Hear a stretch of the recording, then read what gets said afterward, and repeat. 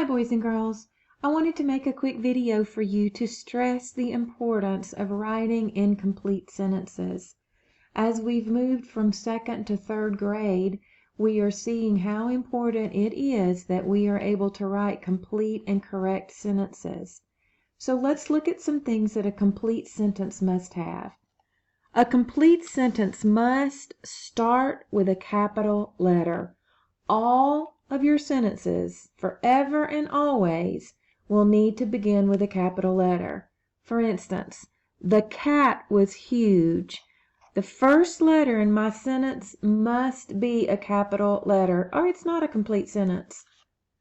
The second thing that a complete sentence must do is it must end with the correct end mark. Now, the end marks that we have to choose from are period, question mark, or exclamation point. We use a period when we're telling someone something, when we're simply making a statement, like the cat was huge. We use a question mark when we're asking someone a question.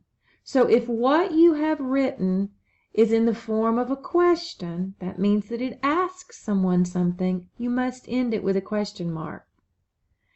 We also have an exclamation point that we can use at the end of a sentence. If your sentence has shown strong feeling, it could be excitement, it could be fear, it could be worry, it could be surprise, you're going to end that sentence with an exclamation point, and we'll talk more about those later. So, as our example that we must end with the correct end mark, I was so excited ends with the exclamation point because that shows strong feelings.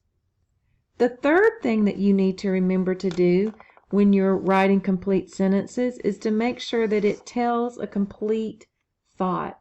Your sentence needs to actually mean something. It needs to make sense. You wouldn't just walk up to somebody and say, I was, or I was so, or the cat. That's not a complete sentence. It doesn't tell a complete thought. So you need to make certain that what you're saying or writing tells a complete thought. We had pizza for dinner.